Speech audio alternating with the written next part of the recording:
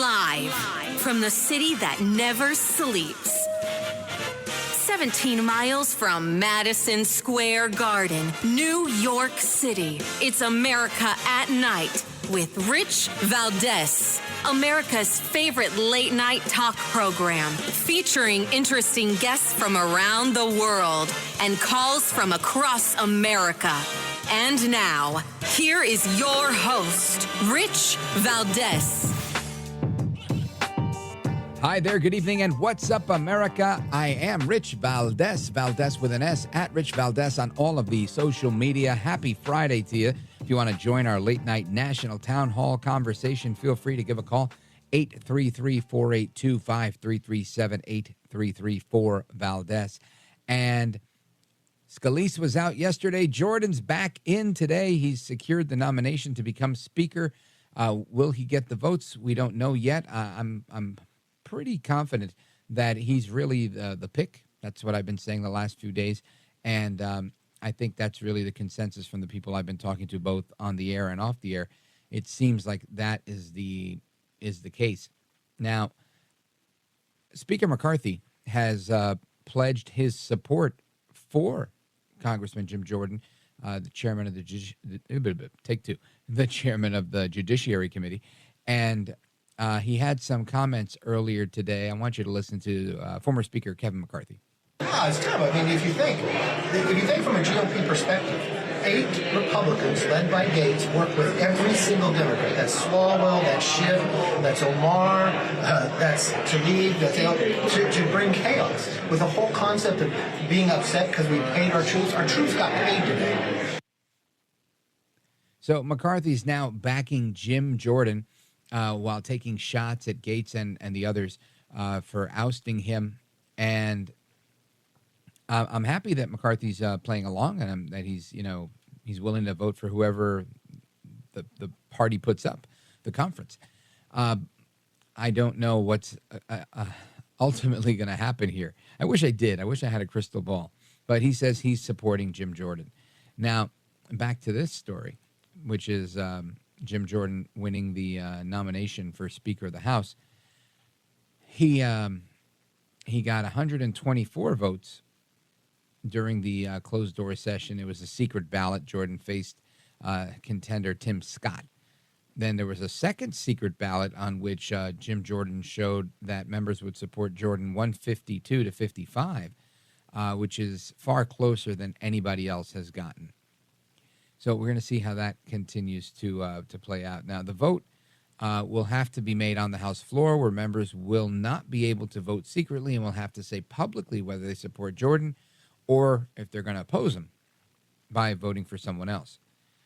As I've stated to you before, and I think you've heard it all over the place, Jordan's really popular. You know, I think every single member that we've brought on has always said something positive about him, whether he was a mentor or helped them a lot when they came into the House. So we're going to see how it goes. I wish we had a little bit more info on this. I'm sure there's going to be a few more people that are, A, going to throw their hat in the ring, and B, that are going to stall this for a lot of different reasons. But so far, President Donald Trump is backing Jordan. The conference chair, Elise Stefanik, is supporting Jordan. Marjorie Taylor Greene is supporting Jordan. And Kevin McCarthy, as far as I know, is also supporting Jordan. So I'm guessing we could count on Matt Gaetz to support Jordan, because I remember he said anybody but McCarthy. So that anybody would likely be Jim Jordan. The rest of them, I don't know. And I'm hopeful to find out, to see how this progresses and moves forward. Anyway, the House has been without a speaker since McCarthy was taken out. I guess that's what, a week ago, 2 weeks ago? I have time blindness is what they say. I never know what happened anymore. Anyway, whoever is nominated will not be able to count on a single Democrat vote. They need to get 217 Republican votes in order to win. So this is a very, very tight election. And we're going to see how that goes with respect to Jim Jordan becoming Speaker. Now, McCarthy's also saying, but we'll see. I think everybody has the right to run, is what he said to Fox News, and he said, I think Jim's better prepared in the process to be Speaker. Scott, who is a member of the House Intelligence Committee, announced his candidacy for the speakership, and I don't know where that's going. I think the consensus is he's already a part of leadership, and because of that, they want somebody new. So we're going to see how that goes. Of course, there's also some, not quite breaking, but the IDF, the Israeli Defense Forces, have begun, I should say, their foray into Gaza. And as we have more information on that, I'll bring that to you as well. And there was another story I wanted to touch on tonight.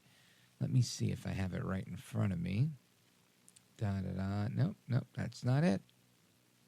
That's not it. But the Israeli conflict and the murderous war that was waged on them by Hamas has sparked a lot of support on both sides. You've got some pro-Hamas support all over the place, and you have pro-Israel support all over the place. And one would think that it's not that evenly divided. I would have thought, I've seen some polls that say, I think it's something like 68% of Americans are supporting Israel and their rights to defend themselves. Yet the media kind of tries to paint this as there's these like 5 bad guys in Palestine going by the name Hamas, and that everybody else is a good guy. And I'm not saying that they're not, but they make it seem like, this retaliation by Israel is somehow wrong. And I can't say that it's wrong because they were attacked, viciously attacked. So they're doing what I think any nation should do to respond to that. If you don't stand up to that stuff, it spreads like wildfire. So I don't see why I know why, but it just seems to me so illogical that the media, and when I say the media, I don't mean me or anybody else really in talk radio. I'm talking about those on cable news and some of the big networks, why they would try to take a sympathetic approach other than trying to cover, right? Ultimately, it seems like they're trying to make bad things not seem so bad, if that makes any sense at all.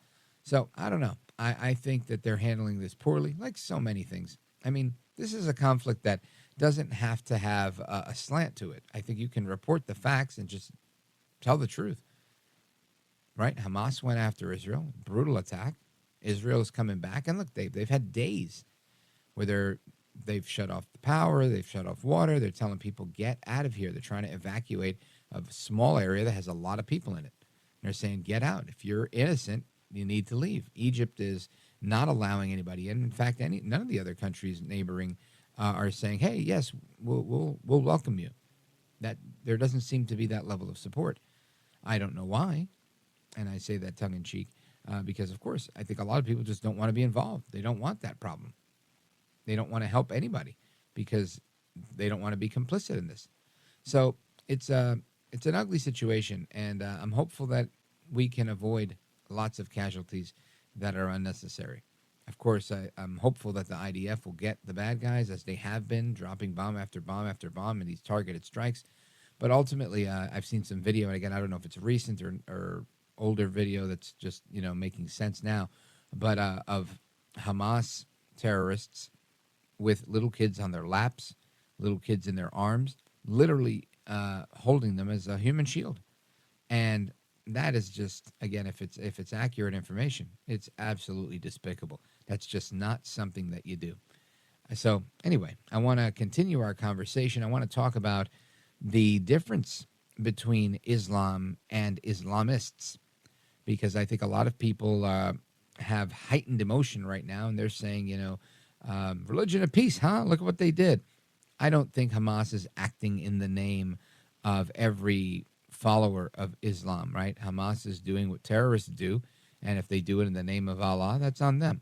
But I could never sit here and tell you that I think every Muslim is a terrorist and that I subscribe to this idea that is in their holy scripture of taqiyya or anything like that around the idea of jihad. So I want to bring in an expert, Dr. Zuhdi Jasser, who's going to join us to help us make some sense of that, because I think there's a lot more than meets the eye. So stick around. We're going to get to your calls and more. Plus, we have some other topics that we're going to get to in the second second hour, and then again at the bottom of the second hour.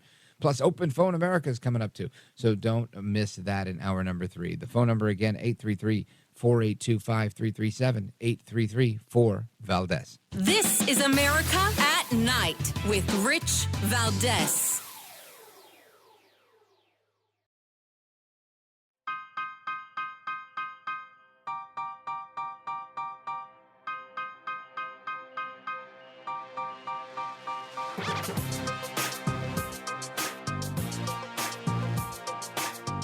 Mr. Call Screener, who is a budding radio star, by the way. Richie Valdez is terrific. This is America at Night with Rich Valdez. What do you do with Hamas?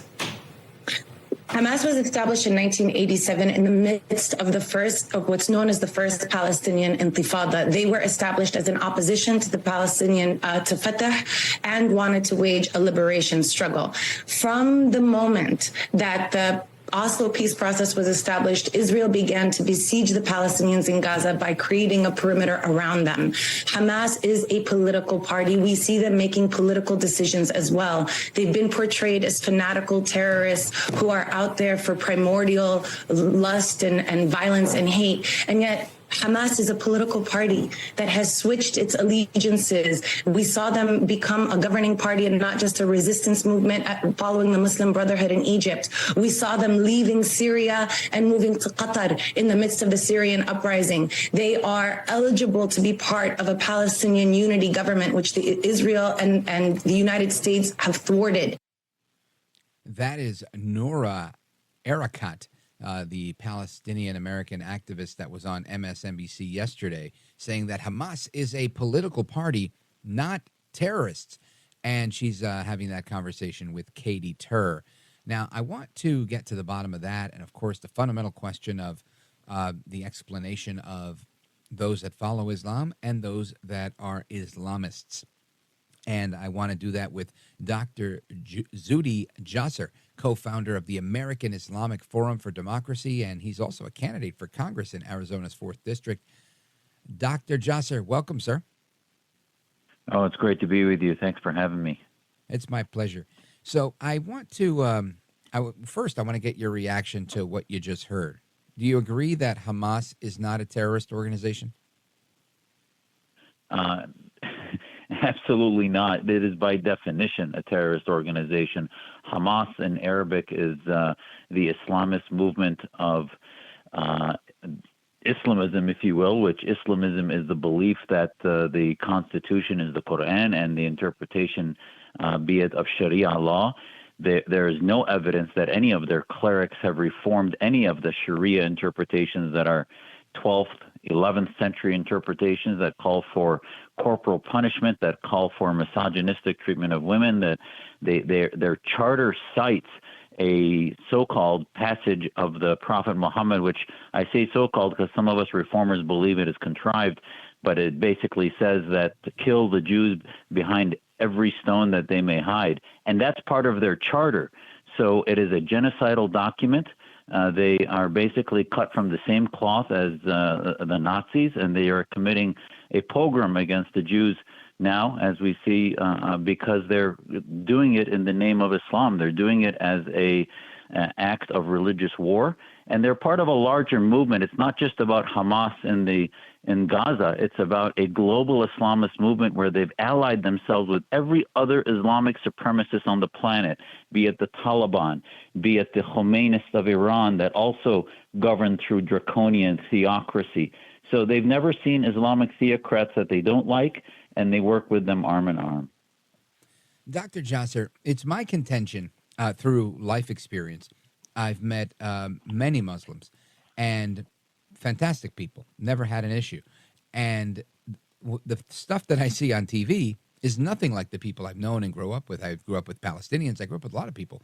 And I feel like oftentimes in the public discourse that we have, especially around topics like this when they arise in current events, that ultimately people just think that, you know, the Muslims are all bad. They're all out to get us. They all believe these draconian doctrines, and therefore they're misled by this information. What do you say to people that just aren't aware? Well, listen, I can't tell you how much I appreciate the comment that you just made, which is that obviously the people are not necessarily the problem. It's the leadership. It's the interpretations. But at the end of the day, I served in the U.S. Navy for 11 years. I gave back to this country because this country gave me the freedom to practice Islam that no Muslim majority country would ever give me. So as a result, we can't. It's amazing the universities across the country that you see now having demonstrations and other things that are beyond simply anti-Semitism, but look at Muslims as if they don't have any moral agency, as if somehow if they're living in an occupation, which never mind is a Hamas occupation, not an Israeli occupation, but if they are living in this prison, so all of a sudden, if you're a prisoner, you lose moral agency, you lose the ability to know right from wrong, and you just become an animal that commits acts of evil against elderly and children. That doesn't make any sense. So at the end of the day, Muslims have a responsibility to reform against the theocrats. If you look at every reform movement in history, whether it was in Europe during the Enlightenment, there were movements of the laity against the clergy that were doing acts in the name of their religions that were evil. And it's time for Muslims to take ownership of what the Hamases, the Al-Qaedas, the ISISes, and the Talibans of our faith are doing. Yeah, well put.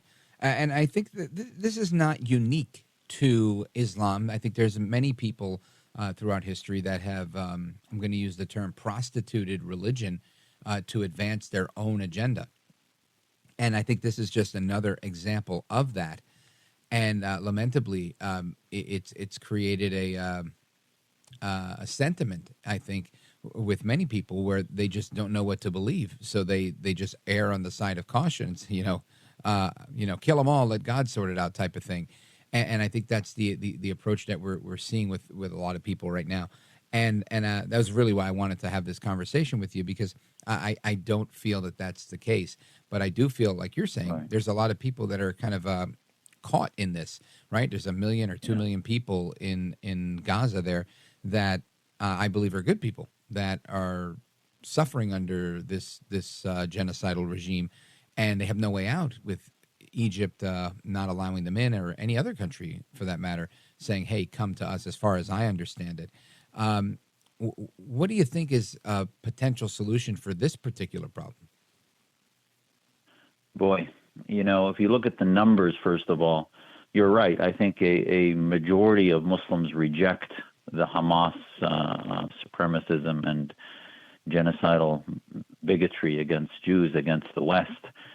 But what numbers are we talking about? Is it a sliver of a minority that are radical? Not necessarily. The Arab awakening showed that the Muslim Brotherhood got 30 to 35% of the vote in Egypt initially, and then they won because the other 65% of Muslims that were non-theocrats, that were non-supremacists, could not unify into enough large enough parties to win. So they lost, and in a runoff against the Egyptian fascist military, they won. So ultimately, the solution is going to be to basically decimate Hamas, number one, militarily, and then number two, give them, just like they infiltrate our society with Marxists and Islamists, we need to infiltrate theirs with liberty-minded reformers. Hang on, Dr. Jasser. We're coming right back. Folks, it's Rich Valdez. We're on with Dr. Zuhdi Jasser, founder of the American Islamic Forum. Coming right back.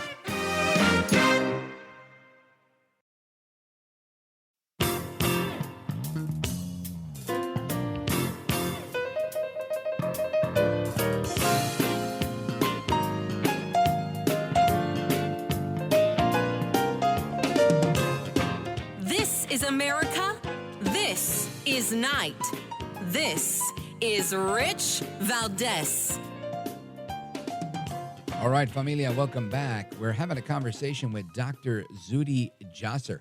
He's the co-founder of the American Islamic Forum for Democracy. He's a veteran of the United States military and is explaining to us his thoughts on how we put an end to this whole thing. And something you said, Dr. Jasser, that I thought was key was we must decimate Hamas. Let's unpack that a bit. Yeah, absolutely. You know, one of the things that as much as Israel and the West get blamed for being too harsh, at the end of the day, you know, if you look at major conflicts in history, they've typically ended when one side won with overwhelming force and there had to be a surrender. And ultimately, this is the problem with Hamas, is that not only is their entire construct suicidal, where their end of times eschatology is based on suicide and communal suicide, the only way to defeat that mindset is a decimating military defeat. And unfortunately, that has not happened to them. And now they recognize 50 years after the Yom Kippur War, they recognize it by committing a slaughter against the Jewish community. And, you know, this is the problem, is that we fight wars sometimes with one arm tied behind our back, and we don't execute them in an appropriate way. As much as we want to avoid that, every humanitarian wants to avoid war. The Jewish state did not declare this war. They were attacked in a surprise attack, which was an intelligence failure, but they ultimately were surprised with that. I think that the match was lit by the Biden administration sitting in their basement, handing ransom to Iran, turning a blind eye to the distribution of weapons throughout the Middle East from Khomeini to Hamas, and other mechanisms of distribution of Islamist influence. Afghanistan's withdrawal gave Hamas a green light because they basically said, Taliban said, look, we defeated them, we waited them out, and America left with their tail between their legs and even lost soldiers to a terror attack as they were running off the runway in Kabul. It was just embarrassing. And this is the America now that became a paper tiger to the Islamists and basically told Hamas it was their time to not only execute a war, but also try to create an obstacle in the Abraham Accords that were happening as Saudi Arabia was normalizing relations. So there were a lot of incentives for them to light a match across the Middle East, try to recreate this caliphate of Islamic dominance, because to them, their theology, which never got reformed, is about the world being divided into the land of Islam and the land of war, Dar al-Islam and Dar al-Harb in Arabic. And that has never been defeated. And those theocrats need to be defeated internally, and that's what the revolutions were doing. The strongest proponents of Israel right now are the women's movements in Iran that are saying that the radical Islamists of our government are helping the radical Islamists of Hamas destroy the Palestinian people. That's what they're saying on the streets of Iran right now. Wow. Now, I think I agree with that, but I feel like that's a message that's not really out there. I don't think that, earlier you said this is not an Israeli occupation, it's a Hamas occupation. I feel like this is getting lost in the legacy media, and obviously I think I know why. This is what they do. They want to portray the story the way they want to portray it. But ultimately, what are your thoughts as to why they've become so emboldened, the women, the feminists in Iran? Why is it that they can see it and so many others can't?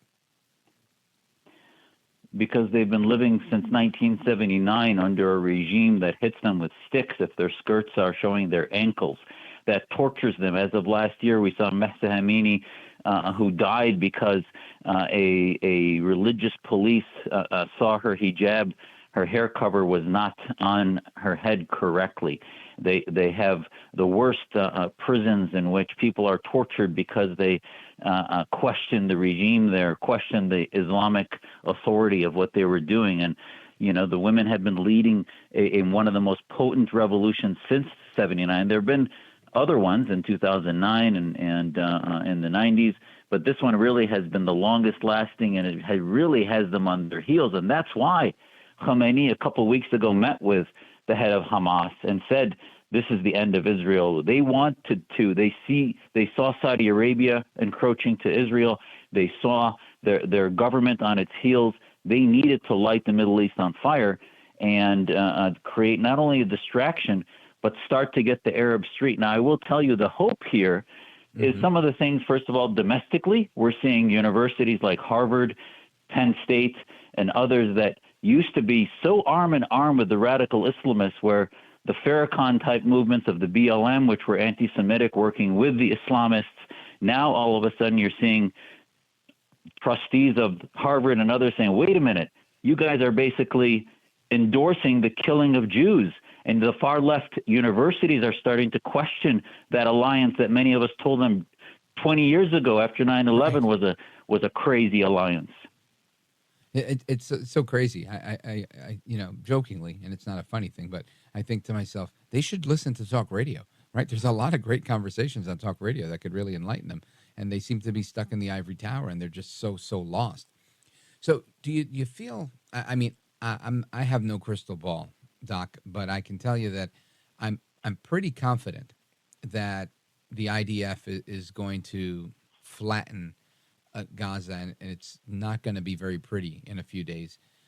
Do you think that's going to send a message that slows them down, or is this going to embolden those that are par for the course with this cause? Well, the people that it's going to embolden will need to be destroyed, are the enemies of humanity. This is a battle not against it is against an ideology of political Islam, but it's about civilization and versus the uncivilized. And, hopefully the Arab states, especially Egypt, will allow the citizens of Gaza that are not part of the war machinery of Hamas to come out and not be victims of this. Israel has a right to clean out the machinery of Hamas and the soldiers of Hamas in a war. They're a very small state surrounded by 380 million of Arab states that clearly are part of an ideology that's deeply anti-Semitic, and they have a right to protect themselves. Now, in the longer term, I hope that after that defeat, you start to see, just like in the Arab awakening, I've been calling for this. I've written so many pieces about the need for the Palestinians to have the Arab awakening that the Syrians had against the Assad regime, that the Egyptians had against Mubarak, and ultimately against the Muslim Brotherhood. The Egyptians went to the street 18 months after the Brotherhood ran Egypt because they found, and by the way, 3 times as many, tens of millions. They were talking about demonstrations now for the Palestinians across the Middle East. Mm-hmm. Those were measured, by the way, today in that day of jihad as in the thousands. There were millions in the streets against the Brotherhood in Egypt. And this is the same thing, is that ultimately, yes, it was replaced with a dictatorship, El-Sisi, which was the lesser of evils, but it's still not democracy. But I can tell you it's like treating cancer. The patients will continue to get sicker until ultimately either they pass or they will come back as, just like after our civil war, we came back as a stronger nation, closer to our values, et cetera. And this is what needs to happen. We can't build these nations from outside. That's not our role. We have to defeat the Al-Qaedas, the Hamases, the ISISes, and Israel does as they come up like a whack-a-mole, but then we have to help infiltrate the ideas as part of a strategy. We've not had a long-term strategy internally. They have a strategy. China, Russia, Marxists have a strategy to infiltrate our universities, to infiltrate our society with wokeism and Marxism. We don't have a strategy to infiltrate theirs with liberty and reform, and that's really what needs to happen. Amen to that. Folks, we're on with Dr. Zuhdi Jasser, and he is the co-founder of the American Islamic Forum for Democracy. He's running for Congress in Arizona's 4th District, and we're going to learn a little bit about both of those things straight ahead. Our phone number, 833-482-5337, 833-4-VALDEZ. This is America at Night with Rich Valdez. Call now, 833-4-VALDEZ. That's 833-482-5337. 833-4-VALDEZ. That's Valdez with an S.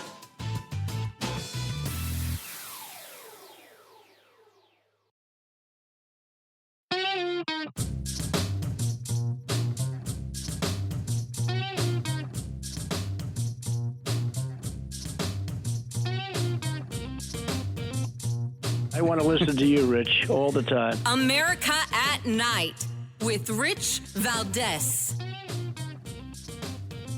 All right, amigos, welcome back. We're on with Dr. Zuhdi Jasser. He's the co-founder of the American Islamic Forum for Democracy. He's a former veteran of the United States Navy, and he is a candidate for Congress in Arizona's 4th District. Dr. Zuhdi Jasser, how did you get involved in all of this, starting the American Islamic Forum for Democracy?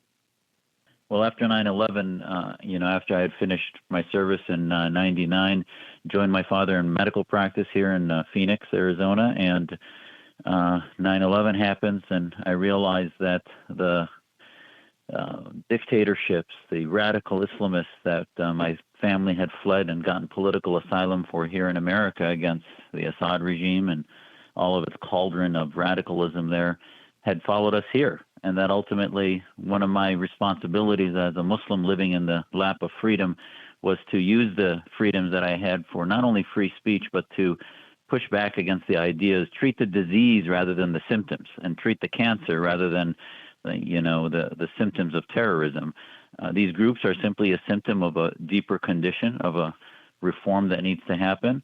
And I dedicated myself to building institutions. We founded a Muslim reform movement that includes 30, 40 different organizations in Europe, Canada, and the U.S. They're all startups. They're all small organizations, but they're beginning to plant the seeds for institutions that will be based in secular liberal democracy and not based in theocracy, sort of the same thing that Christianity went through in its own Reformation through Europe. And that was not a bloodless affair. There were, I think, 8-9 million people that died in the 30 Years' War in Europe. And ultimately, this is what the West is going to go through, what Islam and the Muslim majority countries are going to go through. And how did you land on making a decision to run for Congress? Well, listen, I realize that activists can do only so much, that ultimately you can plant seeds, but the agenda for the media, the agenda for cultural change is based in Washington. It's based in Congress and the agenda of the parties. And I realized during the pandemic, my day job is as a physician in primary care. I saw the politicization and the weaponization of the practice of medicine to shut down businesses. I'm in a small business. I have tried to fight against Obamacare and socialized medicine, and realized all of a sudden the pandemic, doctors in their ivory towers were deciding not only to shut down businesses, demanding that government print money and create inflation, demanding that kids stay home even though they weren't victims of COVID at all. There was no reason that they missed school. I saw my kids home for 2 years, missing the socialization and education system that they should have been a part of. So between that, the economy, between an open border here in Arizona that I see a sieve that my parents waited to come legally in asylum, that the rational legal folks are in the back of the line, and we see fentanyl coming into this country, and radical Islam not making any headway in the security arena. I feel that it's sort of the culmination of my work now is to become the antidote to the radicals on the left of Ilhan Omar and Rashida Tlaib that I think are the worst of the representation of our faith community. And it would be nice to have a Muslim conservative in Congress that can represent the best of America and give back to this country that has given our families so much. Dr. Zuhdi Jasser, let everybody know that's listening. We're on several stations in Arizona, and if anybody out there in Arizona wants to learn more about your campaign, or anybody anywhere in the country, where do they go and how do they help you? Please go to our website at z4az.com, zforaz.com. And that's your campaign website where they can learn more about the campaign. Now, if people are interested in the conversation we've had discussing your views on Islam and the work that you do at the American Islamic Forum for Democracy, where do they go for that? The website there is aifdemocracy.org, AIF Democracy, and also the Muslim Reform Movement.org has other organizations and a coalition there. Fantastic. Well, sir, I wish you Godspeed in your campaign and the work that you're doing. I think it's very important. You are a gentleman, a scholar, and a patriot, and I really appreciate you staying up late to have this conversation with us. Anytime. Thanks, Rich, for having me. Appreciate it. You bet. God bless. Take care. God bless. Folks, there is more to come straight ahead. Your calls and more. 833-482-5337. 833-4-VALDEZ. This is America at Night with Rich Valdez. Call now, 833-4-VALDEZ. That's 833-482-5337. 833-4-VALDEZ. That's Valdez with an S.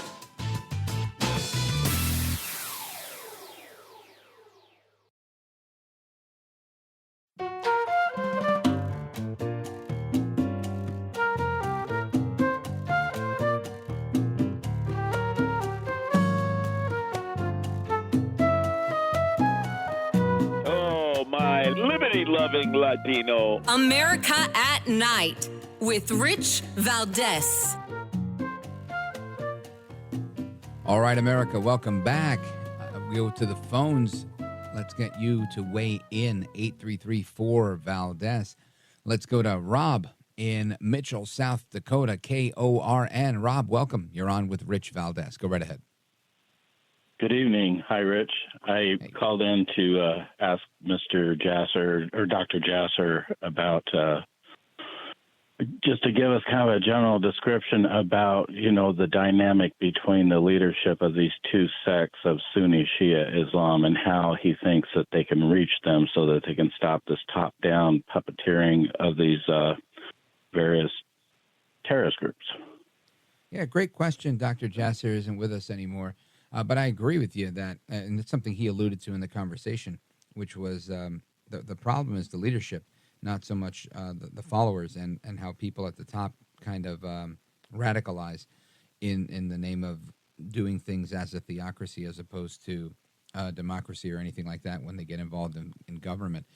And I can't say that this is a Sunni Shia type of divide in so much as it is a divide between those that are radicalized, right? So I would liken it to saying it's not really like the difference between Democrats and Republicans. It's more so like the progressive movement, right? The real radical left, which are willing to embrace a lot of really crazy ideas that really don't support much of what America really stands for. And from what I've gathered, that's exactly what he's talking about. Those that choose to live by the old school draconian, ancient interpretations of these things that don't match up with people that are reformed. And he went as far as to say early in our conversation that the interpretations he feels are some of them are contrived because there's debate amongst scholars on the Quran that feel that some of these verses in their holy scriptures are not even provable, that some people feel that they were added after the fact. And of course this is an age-old debate, but I think it's an excellent question, and I wish we would have been able to get to you before he left us. But ultimately I think that's really the crux of the matter, is really how do we get rid of the radicals. And I guess you can only get rid of radicals by using daylight as the best disinfectant and really showing the truth. And I think the more guys like Dr. Jasser or Brigitte Gabriel and others that have the courage to discuss the differences and are not only courageous but scholarly in their approach to explaining these differences, that's when people ultimately, I think, really understand that it's not Islam that is our enemy, but those that are corrupting Islam in the name of Allah, when this is really about their pursuit for raw power. Rob, thank you for your call. I really appreciate it. Big shout out to everybody in South Dakota on KORN. And we continue our discussions tonight, so don't go anywhere. We're going to talk about what's going on college campuses.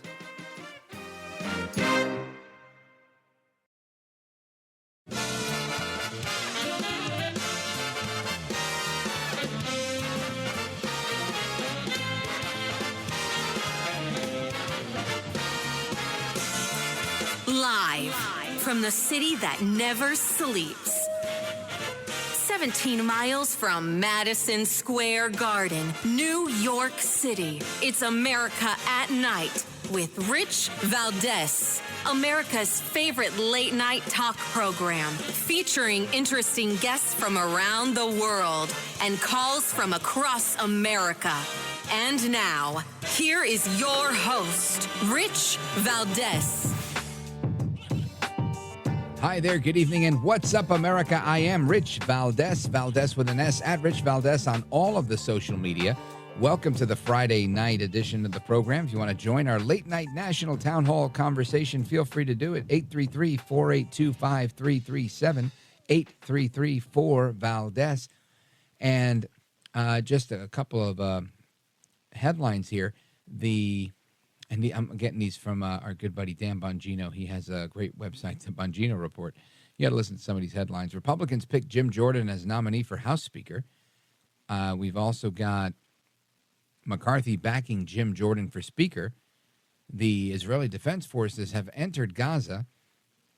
America's largest cities are ramping up security as anti-Israel rallies hit the streets.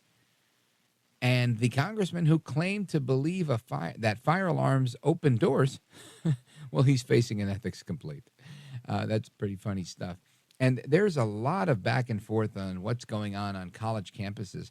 I was scrolling through Instagram the other day, and I saw this this clip of audio, or you'll hear it as audio. I saw it as a video, and had these guys that were just having a very intolerant conversation on a college campus regarding the debates that are going on all across America. And we have that clip. I want you to listen to this. You're a liar. I want to trust you. I don't hate you as well. So the point is you won't have a conversation with me because I'm a Christian. No, I won't believe anything you say because you're a liar. And you're a Christian as well. I hate you for the sake of Allah. You hate me for the sake of Allah. I hate you for the sake of Allah. All right. I hate you for the sake of Allah. Every Christian, I hate you all for the sake of Allah. Any Jew, any Christian, I hate you all for the sake of Allah. He hates me for the sake of Allah. You hate these bastards and the other bastards. Would you kill me if you get a chance? If we're at war, I will chop your head off. Yeah, Allah guide you. If we're fighting a war, am I supposed to let him kill me? I said, if we are. No, let's ask this again. Do you hate me? Yes, I hate you for the sake of Allah. Who taught you to hate me? All right, I don't know how much of that you could hear because we had to bleep out a lot of the curse words, but I can tell you that the theme there was, I hate you for the sake of Allah, right? And again, we just talked about how not all Muslims are hating everybody on the other side that's not a Muslim, but there's a group out there that do. And this seems to be the defining point for a lot of people on college campuses, right? One of the most liberal colleges in America, Harvard, has come out. We had their president recently, and I think we have that audio too, saying that they would not support the killing of the Jews and whatnot, and seemingly changing their position somewhat. Where I think in the past, so many college campuses have embraced anti-Semitism as part of the Marxist leftist agenda that seems to be plaguing American universities for, I don't know, my entire lifetime. And it's fascinating to me to see this change. And there's a lot of pro-Hamas support on college campuses, almost as if Hamas is the little guy, and we have to stand up for them because, we're standing up for the little guy. And I think this is problematic because we shouldn't be embracing terrorists for the sake of standing up for the little guy. Right. But I want to get to the bottom of that and a lot more with Jen Kabbany. She is the editor at the College Fix. Wonderful, wonderful website. They do some amazing work. Jen Kabbany, welcome back. Thank you so much for having me. It's my pleasure. So, you heard that exchange, and that was an interesting exchange. But there's so many exchanges going on college campuses, and there's so much reaction coming from college campuses that honestly I didn't expect. I really thought they would continue to toe the line and do what they always do and just say, well, we're supporting those that are under the apartheid Israeli occupation, and the Jews are bullies and everybody else is a victim. And I think here, because of social media, because the legacy media really couldn't turn around and say, no, even though they are, I think they're backtracking in some ways. But for the most part, I think people are seeing what really happened, the beheading of babies and whatnot. And when you get to something that's so atrocious, I think most people really just can't defend it. And maybe I'm just being altruistic here, but do you think that we're witnessing a change on college campuses, or is that just lip service to to weather the storm? Well, what we reported on, we have a big top story today about campus after campus with large groups of students celebrating, cheering the brutal killings and murders of innocent Israeli lives. They marched from, Gaza to the sea, Palestine will be free, an infantata. They yelled, they pushed a professor holding an Israeli flag. A girl at Columbia was physically assaulted. You have a student at tears at the University of Washington because she's telling the administrator, they want to kill me. They're saying they want me dead. The massive protests we've seen that have exposed anti-Israel hate, these young people celebrating these brutal murders has really shown America the rot in higher education today. It's unexcusable that they could celebrate this. They didn't have any sort of like moment of vigil or, wow, that's really awful. I mean, they were literally cheering them on. Now, this I think is reprehensible. And of course, free speech, right? Do what you want to do. There's a lot of crazy free speech out there. But it seemed to be institutionalized, and it still is, I guess, in my opinion. What do you, I guess, so you're of the opinion that there are things that are changing a little bit, but not a lot, and this is probably just a flash in the pan? Well, let me say, I agree with free speech, too, and they can chant whatever they want, but it just shows you where their hearts and minds are. I'm just saying they can't even have a moment of, wow, that was really, really horrific and awful. No, they're celebrating it and supporting it. The campuses across the country held rallies in solidarity with Hamas, essentially on Thursday. And so it exposes the rot in higher education. We've been listening to 10 years of microaggressions, right? You can't ask a person where they're from. You can't say America is a land of opportunity. And yet, Jewish students and Israeli students have to hear that they should be dead. Right. I mean, there just seems to be a disconnect here. I agree with you.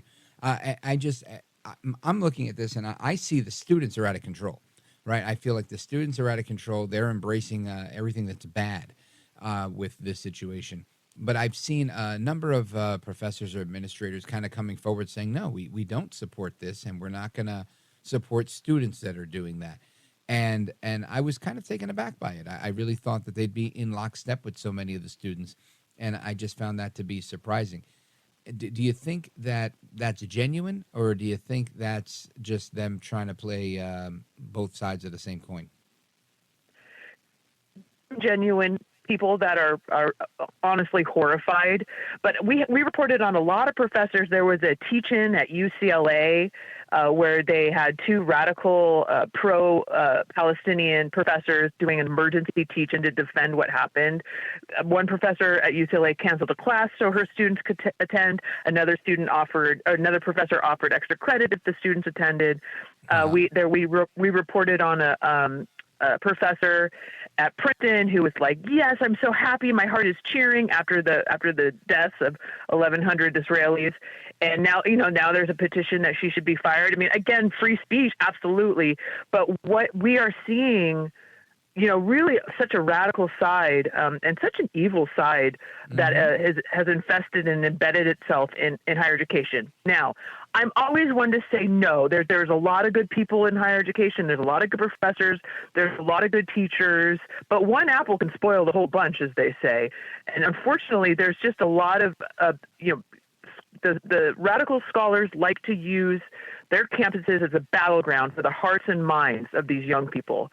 And what we saw with all the protests nationwide on Thursday supporting and cheering what happened kind of gives you an inkling of how successful they've been. Yeah, it's really it's remarkable, and I think it's telling, right? Telling in a very scary way when you see that these young people seem to be, in my opinion, lacking compassion, along with logic and common sense in many ways. Folks, we're on with Jen Kabbany. She's the editor of The College Fix. Check them out at thecollegefix.com. And straight ahead, I want to get into a piece that you guys have up on how professors are championing Palestinian decolonization after this, atrocious attack. So, Jen Kabbany, stick with us. We're coming right back with you. And folks, if you have a question or you want to join this conversation, 833-482-5337, 833-4-Valdez. This is America at Night with Rich Valdez.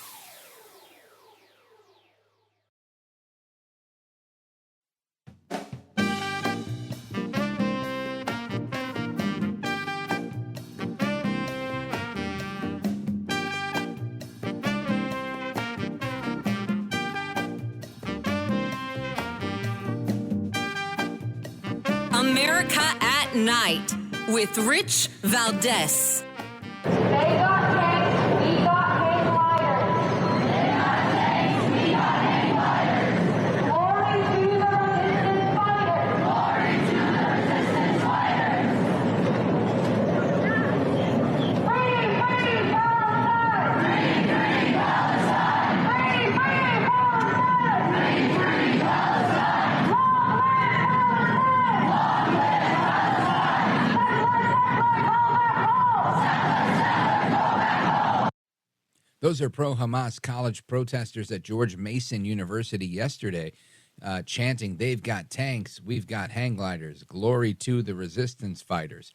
And I've got to tell you, pretty interesting stuff. This isn't like the Vietnam protests where it was about, stopping the war. This is about supporting the people that are waging the war. That's just crazy to me.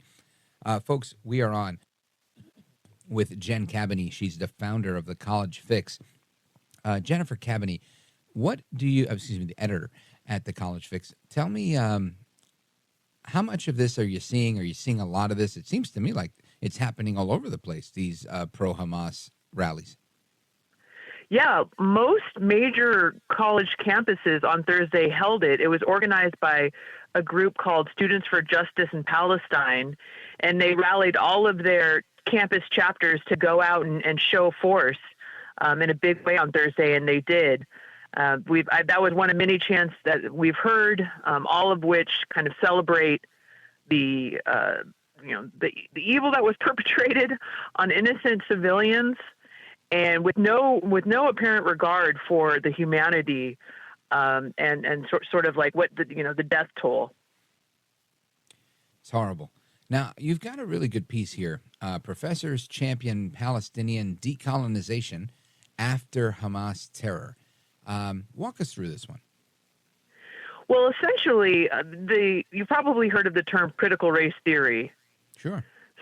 So this is kind of a fancy academic jargony way of saying, Israel shouldn't exist, right? I mean, that's essentially what they're saying is you need to decolonize Israel, AKA give it over to the Palestinians, let them take over the area, the land, the region that is considered by some, rightfully theirs. I mean, this is a debate that goes back 2 millennia, right? So I don't know if we're going to have any solutions right now. I mean, they've been fighting over this land for so long. But, with the academics, they like to, tie things up in neat little, phrases. And, decolonization is a very fancy word that's used to basically chide white supremacy, allegedly, and, Western civilization, evil things.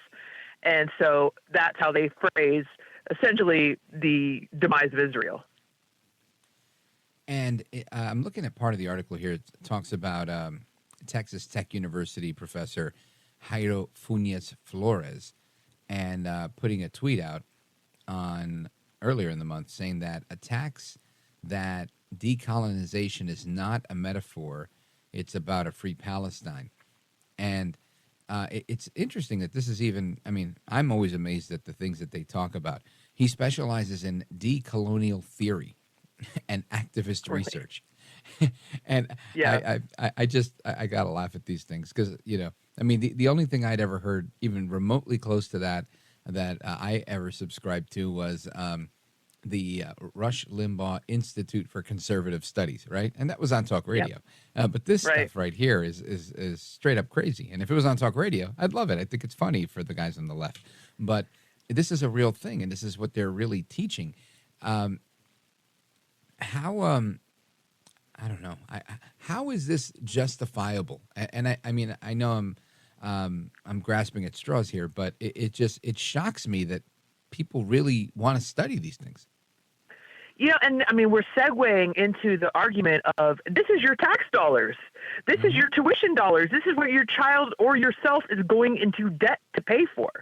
Because all these college campuses nationwide have required added, mandates for graduation that students have to take 1, 2, 3, diversity, equity, and inclusion classes to graduate, and they're spoon-fed this crap, these theories, these radical theories, these progressive secular theories, and the death by 1,000 cuts. Students over time start to believe it.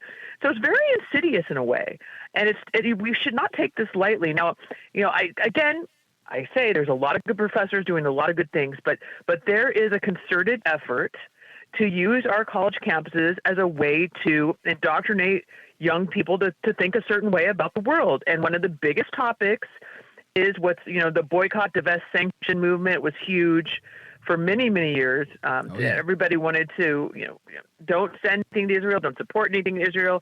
But now, in the last week, boy, they've showed their true side, right, with the support of this horrendous, inexcusable attack on civilians. And so I think it might be a wake-up call. We've been at the College Fix. We sound the alarm every day. But I think there's such hypocrisy, too. I mean, if you think about it, we saw a lot of marches where, like, the LGBTQ folks were marching alongside the pro-Palestinian folks. But let's be honest. Any gay person in the Middle East, they would probably be executed, right? Yeah. So, I mean, there's some sort of disconnect here between the reality of the situation. It's almost like they're lemmings just, wanting to get out and chant and be angry about something. And this is the latest thing. But there are a lot of true believers that this is their war and this is their time to fight it. I don't know. I have a feeling, I could be wrong, but I'm kind of concerned this is just the tip of the iceberg. Jen Kabbany, let everybody know how they can keep up to speed with everything that you guys are doing at the College Fix. So we have the College Fix, FIX.com. We're on Facebook. We're on Instagram. We're on Twitter/X, whatever you want to call it. We're even on TikTok. We cover anti-Semitism, but we're also covering cancel culture, free speech issues, due process, academic freedom, intellectual diversity, and every other problem you hear about, all the culture wars going on college campuses.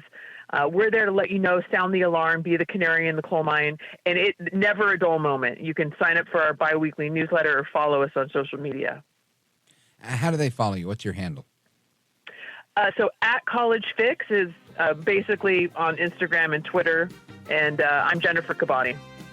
Fantastic. Well, I want to thank you for being here. You are a gentlewoman, a scholar, and a patriot. Keep up the great work, and I appreciate you staying up late to have this chat with us. Anytime. Thanks for having me. You bet.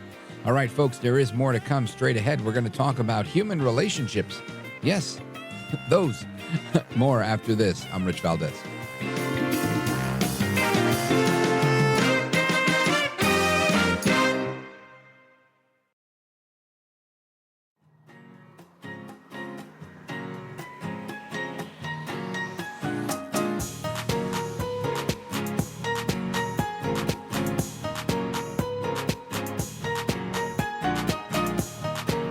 Congratulations on just an amazing show. I know you've worked so hard in the industry and nobody deserves it more than you do. So I'm happy to see you really succeeding here. It's awesome. America at Night with Rich Valdez. All right, America, welcome back. And we continue our discussion this evening. If you want to join the conversation, 833-482-5337 is the phone number, 833-4-VALDEZ. And I wanted to talk a little bit about the intertwining of intimacy and spiritual expansion. And I didn't understand quite what that was, but I love the idea that it's approaching interpersonal human relationships from a different perspective that interweaves these different concepts. Because ultimately, whether it's politics, business, or anything else, we're always dealing with relationships, right? It's people. It's people that we know. It's people that we trust. It's people that we love. And if we're doing anything, we're doing it with people. And I think it's important for us to be able to interface with one another in that way. And it's kind of my mantra in life is, this is why I love talking to people that I disagree with, because I learn. And I also understand a new and different perspective, which is not always easy for me, but I'm always willing to hear more about things, and understanding how to work with people and learn about understanding people on every level. Ultimately, I think is a very important thing. So I want to welcome our guest. She's the author of a new book and several bestsellers, and she's with us now, Dr. Elsbeth Meuth. Welcome. Thank you so much, Rich. It's a pleasure to be here with you. Thank you. Likewise. And I'm hoping we could start with what the human relationship mastery movement is. Oh, wow. Let's delve right into this. So the human, it's really about relationship. Just what you already alluded to is that we always are in coordination, in contact, in communication with others, because that's how we create whatever shows up in the world. And so then the question is, how aware am I of myself? Am I like a bull in the china shop? I'm unaware, and particularly more in the subtle places. And what, for example, shows up in, beloved relationships. But what we are talking about is not only for beloved relationships, it's for any relationship. So I want to just tap right into the indicators or distinctions that we have developed. My husband and I, we have an institute in Chicago called the Tantra Nova Institute, and we support couples and singles in creating fulfillment in life, love, and intimacy. So there are key distinctions that we bring that go beyond what we, commonly know in like the Western world, although we combine wisdoms of the Eastern traditions and Tantra, which is the yoga of the energetic body, and like Hatha yoga, that is the yoga of the physical body that we know in the West.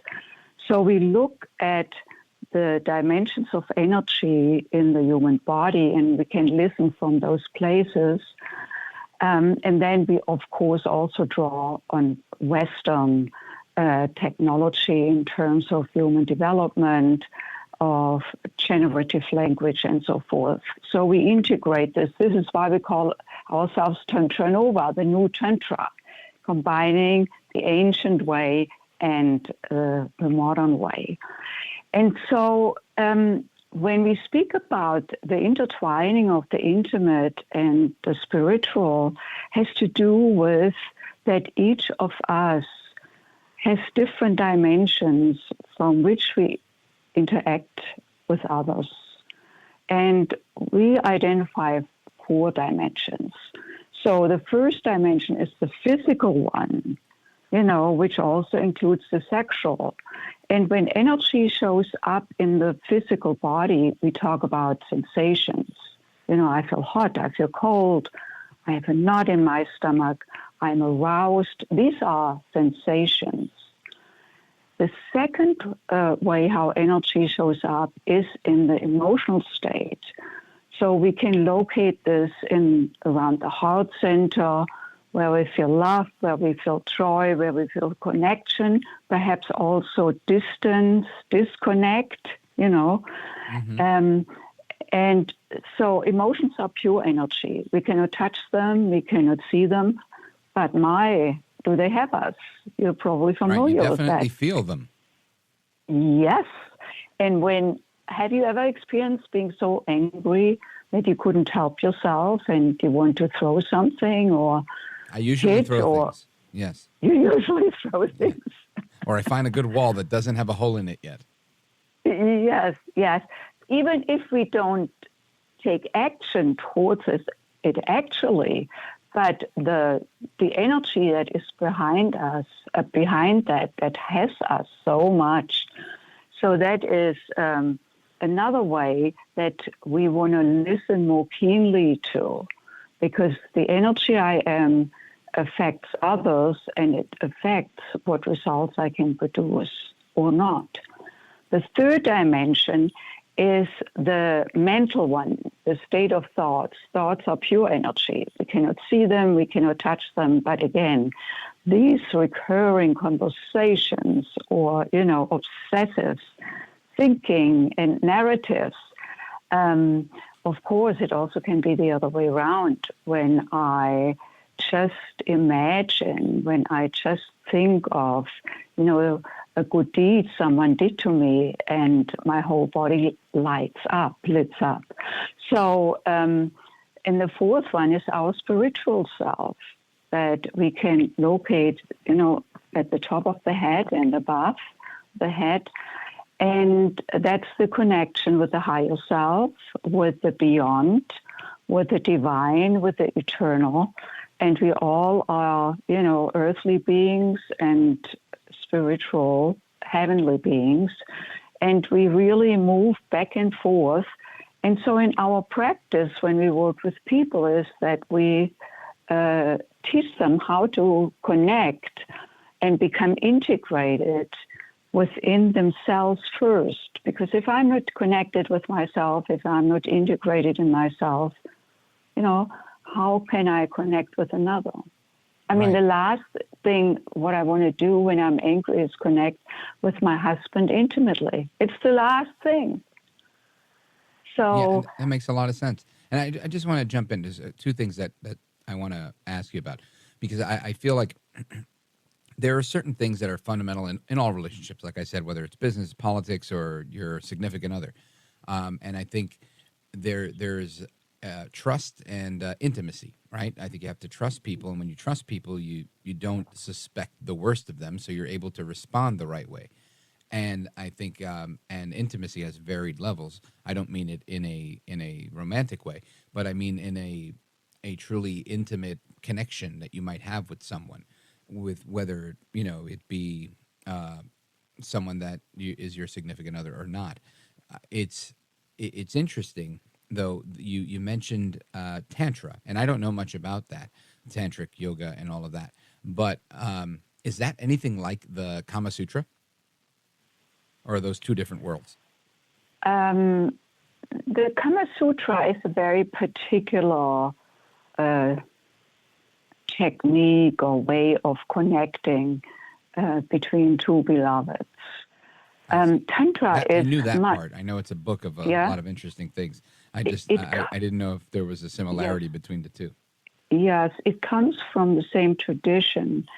However, Tantra is much far more reaching, because it is really about what I described earlier, the interconnection of our physical, sexual self with our emotional, our mental, and our spiritual self. Because, again, that is when we are integrated, we feel coherent, we feel whole. When I am compartmentalized, disconnected between my head and my heart, if I'm too much in my head, not connected with my heart, what you mentioned a little earlier with creating trust and intimacy is actually not possible, because people do not trust us from the head. We trust each other from the heart. That is where the connection is built. Now, I'm not saying to throw the head out with the bathwater. They want to be in balance. That's the whole point. So that my mind, my conscious, rational mind is in balance with my heart, my emotional self, my love self. And if that is disconnected, like, let's say someone got disappointed when they were 5 years old, the dad didn't come home, and usually the dad came home and played with the boy. And then from that moment on, that 5-year-old feels like, oh, my dad doesn't love me anymore. and because this is how it feels. And then closes off their heart. It can happen at 5 years old. For others, it happens at 12 years old or 18 or 25. And ultimately, I was just going to say, ultimately, that type of impact or trauma or whatever it is could last into the rest of their life if they don't address it, and could impact every relationship, professional, personal, and otherwise. Exactly. Yeah. I just want to remind the audience of who we're talking with. We're on with Dr. Elsbeth Meuth.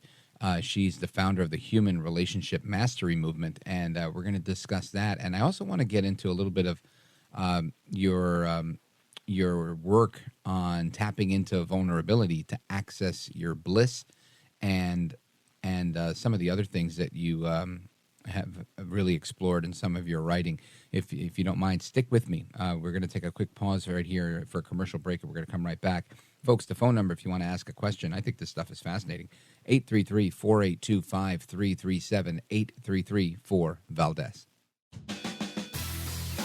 This is America at Night with Rich Valdez. Call now, 833-4-VALDEZ. That's 833-482-5337. 833-4-VALDEZ. That's Valdez with an S.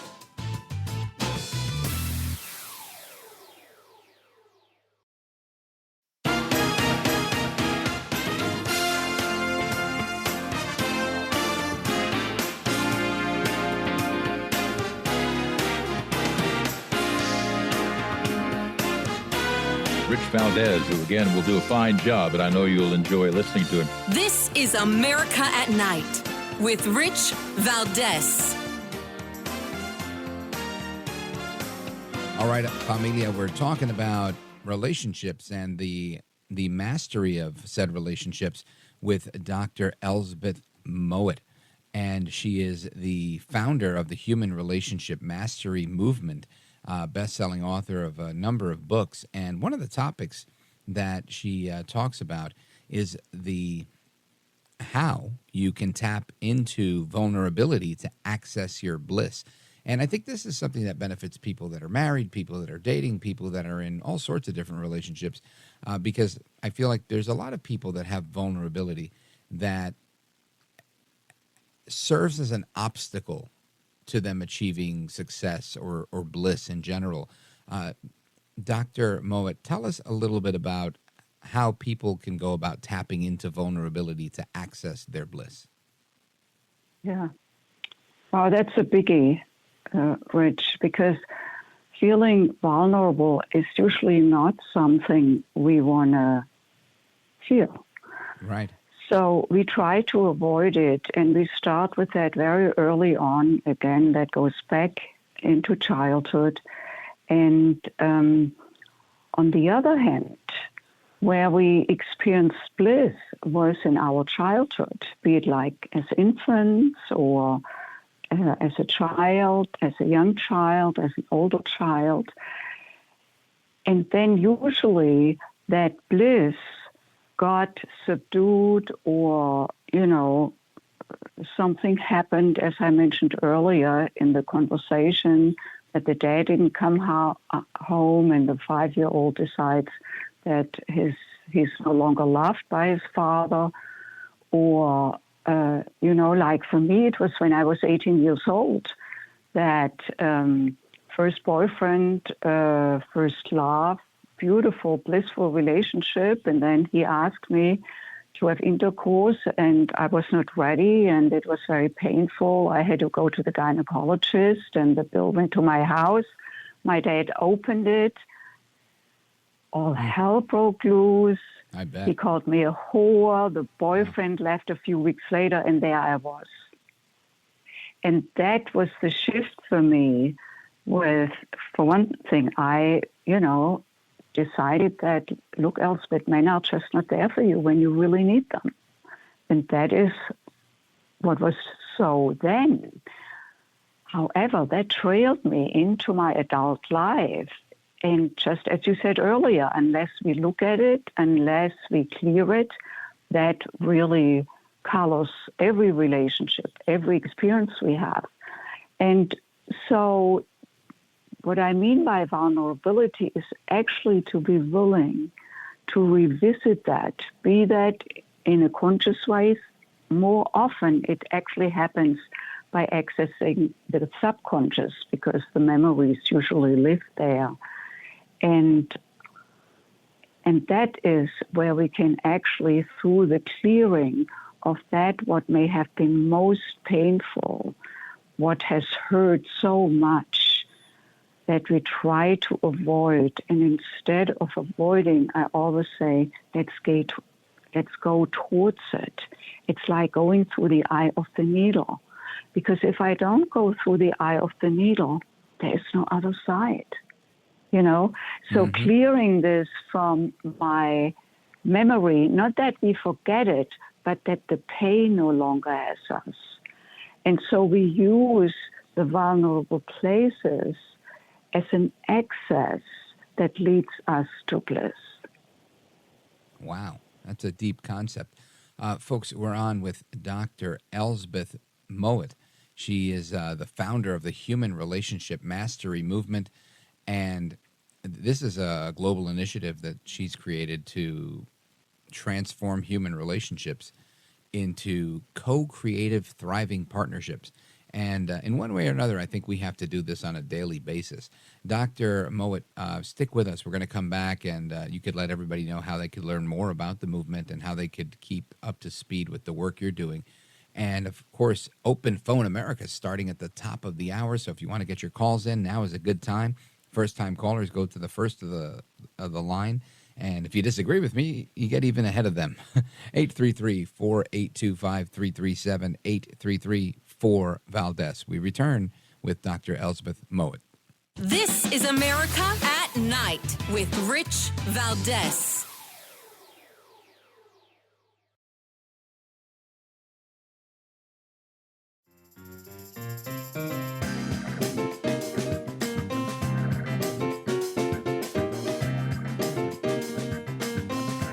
Call now, 833-4-VALDEZ. That's 833-482-5337. 833-4-VALDEZ. That's Valdez with an S. All right, familia, we're on with Dr. Elsbeth Meuth. She is the founder of the Human Relationship Mastery Movement. And Dr. Meuth, for everybody who's interested in the extensive work you've done on intimacy and relationships, how do they find out more about the programs that you offer? Oh, thank you so much, Rich. The easiest way to find out more and reach me is through tantranova.com, TANTRANOVA, Tantranova, like supernova, tantranova.com. And there is our book on sexual enlightenment. There is the book on human relationship mastery. There are courses. There's all kinds of stuff where you can learn further. And, of course, our YouTube channel, Tantranova. So I look forward to be of service.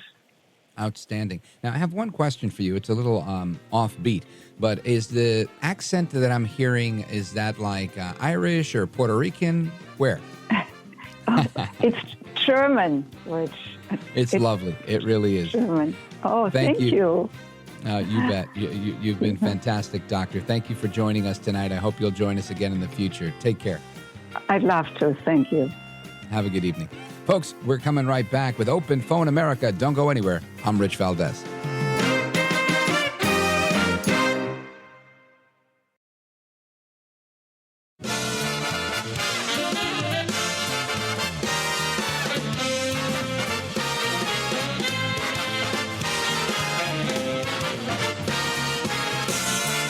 Live from the city that never sleeps. 17 miles from Madison Square Garden, New York City. It's America at Night with Rich Valdez, America's favorite late-night talk program, featuring interesting guests from around the world and calls from across America. And now, here is your host, Rich Valdez. Hi there, good evening, and what's up, America? I am Rich Valdez, Valdez with an S, at Rich Valdez on all of the social media. Welcome to the program. If you want to join us, give us a call, 833-482-5337, 8334-Valdez. And it's Friday night. We're letting our hair down. We're always talking about different things on this program. And, of course, you've heard the news that Jim Jordan has secured the nomination to run for Speaker, just like Steve Scalise did a few days ago. And I'm hoping that doesn't change, but we'll see how it plays out and if he can ultimately get the 217 votes that are required for him to become Speaker. This is a tall order. In recent history, we've seen it's not easy at all. But I think if anybody's equal to the task, it's Jim Jordan. So we're going to see what goes on there. Of course, he's got the support of former Speaker McCarthy and a number of members in his conference, actually having the largest secret ballot vote to date. So it seems like the momentum is in his favor, but we'll see how it goes on. I think this is anybody's game at this point in terms of not that anybody could win. I think he's got the best shot at winning, but people who want things can likely slow things down so that they can try to negotiate for those things. So we're going to keep that monitored as things develop. Now, there's a number of other things I want to talk about. Of course, we have been bringing you everything as it's unfolding to keep you up to speed on what's going on in Gaza and Israel and all of the crazy that comes with that. But tons of protesters are out there since the 8th of this month. It's been about a week now, all over the place. People are all over the place with respect to this, supporting Israel, supporting Hamas, others standing up for Palestinians, and there's no shortage of protests and rallies. And there's a clip of audio that we heard earlier. Again, just lots of chanting. Listen to this. Glory to the martyrs! Glory to the martyrs! Do you know what he's saying when we say, we will liberate the land? There you go. We will liberate the land by any means necessary. We will liberate the land! By any means necessary! Yeah, they're all over. I mean, they're all over. And again, I'm having a tough time getting my hands around. You can be on any side of an issue. Everybody's free to do that. But an issue like this one, really, where you're going to sidestep the fact that they did this surprise attack on the Israelis, in particular because they're Jews, and part of what Hamas believes is that Israel should not exist. And those that sponsor Hamas, like the Islamic Republic of Iran, open their parliamentary sessions with chants and vociferous call to call us the great Satan and the little Satan for Israel, and calling for death to America, death to Israel. When you have that kind of energy coming at you, how do you really, you can't reason with people like that. And the fact that they killed over 1,000 people, and the most egregious of it is the elderly, the children, the babies that were burnt alive and decapitated and just slaughtered. It's just remarkable to me. A while back, about yesterday, day before maybe, I saw this clip of audio of one of these rallies in Philadelphia, and it was so shocking. I'm not going to get into it just yet because we might have that clip of audio ready in a little bit, so I'll hold on to that. But I want to get your thoughts on the protests, the support for Hamas, the support for terrorism in the name of going against what some would say is a battle over land or over other differences. I don't think we can really boil this down to something simple. Nobody should really support those things, and I'll say that till I'm blue in the face. But I want your thoughts. Give me a call, 833-482-5337. Let's go to Myrtle Beach, South Carolina, WRNN, and check in with Al. Al, what's up, man? You're on with Rich Valdez. Go right ahead. Hey, Rich, thanks for taking the call. Yeah, Yes, I'm just wondering why we're breeding these ignorant mushrooms in colleges like Harvard. Ridiculous. And then you watch all these protests. These people don't even know what they're talking about, and they're so emotional over it. And I think you're it's right. really scary because these people are here. And, I'm waiting for the violent mushrooms to come out. Yeah. Well, listen, when you hear this clip of audio, I can tell you that while they're not calling for violence at many of these things, their thinking is kind of violent. And again, I'm not going to police their speech. If they want to think violent things, that's on them. But earlier we had a clip of two college students having a debate about this, and the one person says, "Look, I will hate you for the sake of Allah." And I don't think that represents all Muslims, but definitely the bunch that are radicalized that believe that loving their God somehow means they have to hate the Jews or other infidels, I think is a flawed view, at least from Dr. Zuhdi Jasser, who was with us earlier today, explaining that there are, a majority of Muslims that just don't subscribe to this belief. And I think it's absolute crazy. And it's something we need to talk about and discuss and understand and address, because as we move forward in life, and we're always going to move forward, unless you're dropping dead tomorrow, you got to live tomorrow. You got to live the next day. You got to live next week, next month, next year. And if we don't head in the right direction as we move into the future and we bring these crazy ideas with us, or don't stop this evil in its tracks right now, it will only come back to bite us in the rear end. At least that's my thought, my opinion on that. What are you seeing in South Carolina? Have you seen any big major protests in your neck of the woods, Al? No, not here. Lucky you. These radical wackos are here. They're in the country. There's over 2 million gotaways. They don't necessarily have to be from the third world, but they are from the third world, and they're just here to do us bad. I'm just waiting for something, waiting for the other shoe to drop. It's sad, but I agree with you. For a long time, I've said this before. I argue with family members of mine that say, no, you don't understand. There's sleeper cells all over the place. And when it was just, these men that were short in stature that were coming here with women and children, and of course some of them were smuggling these children for the sake of trafficking them and free labor and whatnot. But for the most part, I felt like a lot of these individuals, at least from Central and South America, were coming here for a better opportunity, and I believe that to be right. However, I think most people think that everybody coming across the border is here for the American dream. But lamentably, that's just not the case. There are people that are in this country that are here for the sake of hurting us. Like you said, there's the gotaways.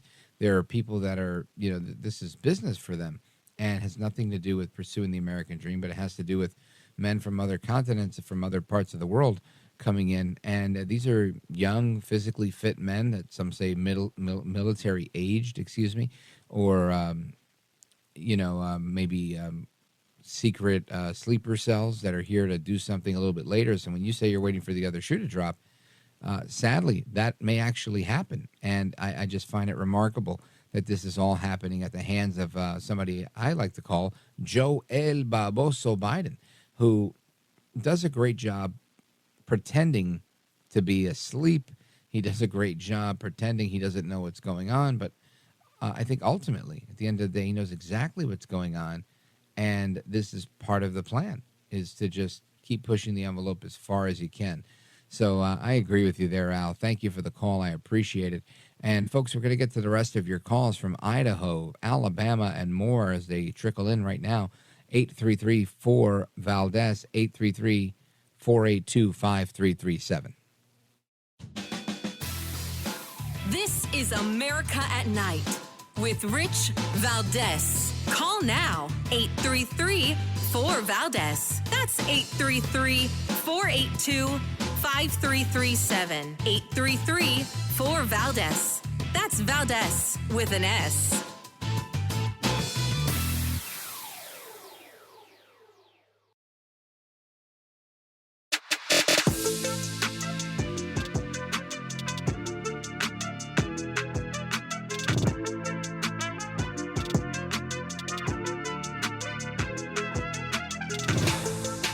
No hair, no care, and live on the air, it's Rich Valdez. Call now, 833-4 833-4Valdez. That's 833-482-5337. 833-4Valdez. That's Valdez with an S. All right, America, welcome back. Rich Valdez with you. Straight till 1 a.m., keeping you company most of the night.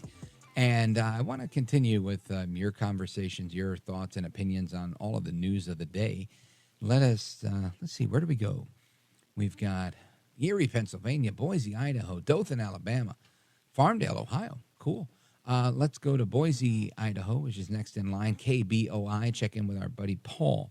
Hey, Paul. Hi, Rich.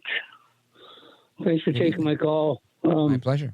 What I've heard today basically is a lot of First Amendment freedom of speech with a malignancy on it.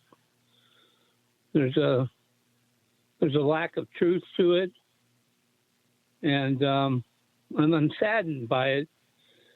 I'm a firm believer in the Constitution of the United States of America and the amendments that we have to the Constitution, but we have Holocaust deniers and people that were actually cheering the demise of the Jewish people, the civilians and non-combatants, and basically just peaceful, loving people. They got slaughtered, and there's people cheering that. And it's been all my life. I've studied the Holocaust. I know a lot about it, a lot more than most people. They didn't teach it in school, but I learned on my own. And it saddens me today that they would even imply that it never even happened, and that if it did, they're sorry they didn't get them all. And I say that with disgust when I say it, and like I say, it saddens me. Yeah, listen, it's definitely a saddening thing. Paul, do you feel that it's a flaw in the First Amendment or a flaw in one's character to exercise their First Amendment that way? It's a flaw in their character. Yeah, they don't know any better. We have to be They're free, ignorant. right? Well, I think that's generous. I think a lot of people do know better, and they just don't care. They want to be on that side of the issue, and it's definitely not a good thing, right? I mean, I want people to say what they feel. There's a lot of things I don't like this professor that we talked about a few weeks ago, excuse me, who was saying things like, look, if you're 12 years old and you want to have sex with somebody in their 20s, who are we to stop you? Who are we to put in this arbitrary age of accountability at 18, or age of majority, legal age? And I think that's crazy. Now, he has the right to say that, and they took some action against him, probably not enough. But my point is, I think the problem is him. The problem is not his ability to say these things. I think that's ultimately the hallmark of free speech, is that we can say things that are crazy or offend others. And that's how you keep speech free. But I'm with you that there are so many people that unwittingly buy into these things because it sounds like the right thing to do. And they throw on these terms like, the Israeli occupation or the apartheid state that people are being forced to live in. And again, I think that's all debatable. I don't agree with those statements, but I think it's horrific when somebody will, applaud and salute what Hamas did.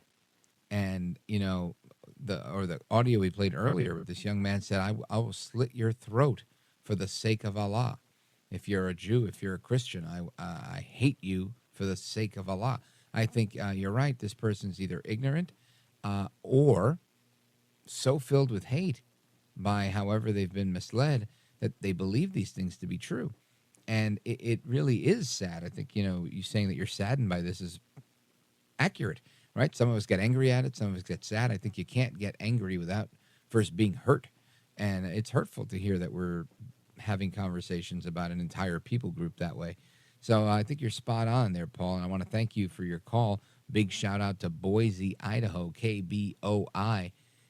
Great call. Let us continue to Dothan, Alabama, WBCF. Check in with Sandra. Hey, Sandra, you're on with Rich Valdez. Go right ahead. Hey, I've got two questions for you. The first one is, Matt Gaetz spearheaded this up to get McCarthy out. What was the point to this, and others voted with him to take him out, if they didn't have anybody lined up to take McCarthy's place? I don't think the Republicans know how to play the game like the Democrats do. That's my first question. I want your opinion on that. And then the second one is, didn't Hamas, they're in the government in Palestine. The Palestinians voted them in their government. And I look around, it happened there, and it's happening here. I think we've been infiltrated in our government by AOC and her squad, and we got that guy in Colorado. I think he's a representative, said the other day that he didn't have a problem with Hamas. I think our government has been infiltrated by the same type of people, and I think that we as Americans need to take a look around and say this could happen in this country, exactly what's happening over there. And That's I want your opinion on that. Well, thank you, Sandra. I appreciate that. And let me tell you, I think you're spot on here. So to address the first point, last Friday we had Congressman Matt Gaetz on the program, and he explained his whole position.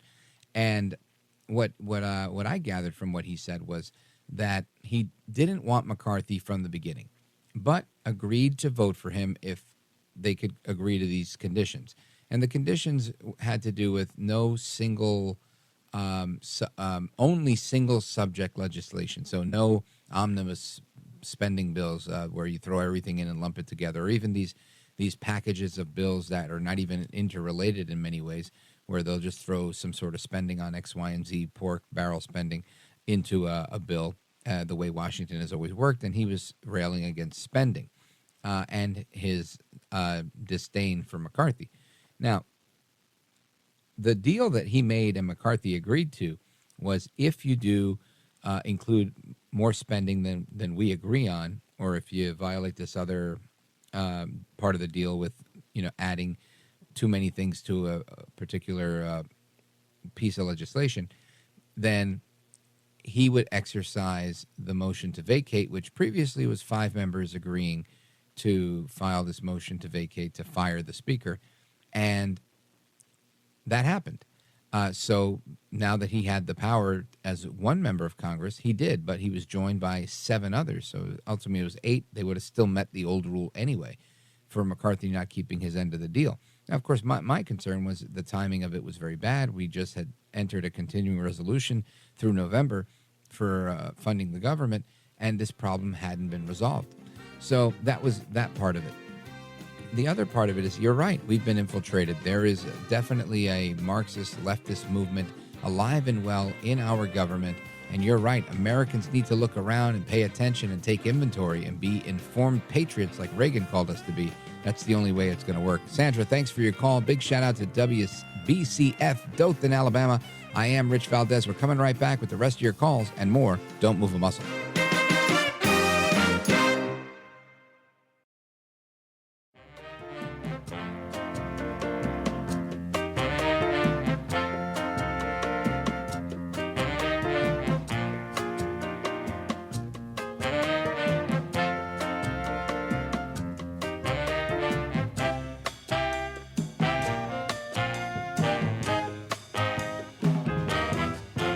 Now, 833-4-VALDEZ. That's 833-482-5337. 833-4-VALDEZ. That's Valdez with an S.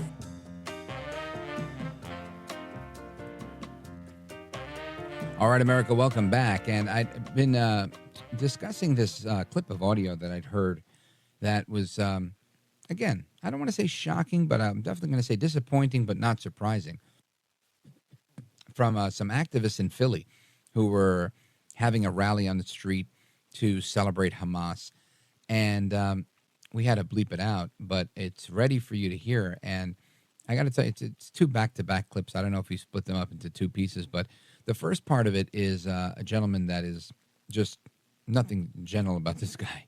This guy's just calling for a salute to Hamas for doing what they did. Listen to this. To Hamas for a job well done. When they woke up in the morning and they found the field hands in the house with a knife ready to cut their throats. I was late to the news, but when I heard it, I smiled. I don't want to hear that 250 innocent Israelis are dead. Again, I swear, I salute Hamas. A job well done. Well, there you go. He says he salutes Hamas on a job well done. They slit the throats of 250, what he refers to as, I'm adding, so-called innocents. And this is pure hatred, right? This is pure evil, right in the face, saying, this is a good thing that they slit the throats of these people, that they killed these people. And again, the numbers are much higher than 250. This was on the 8th, so a week ago, 6 days ago.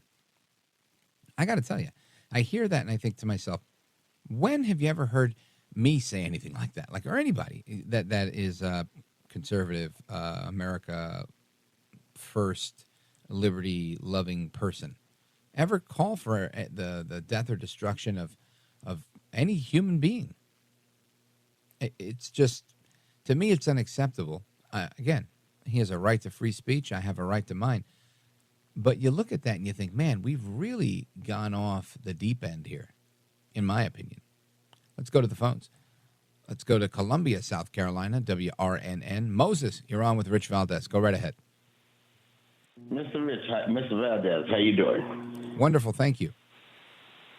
Good. First of all, I want to compliment you because you took over Todd Schnitt's position. Okay, we have him here in Columbia. He would come on from 10 until 1. I know and Todd he Schnitt. was pretty... The Schnitt Show. Okay. Good guy.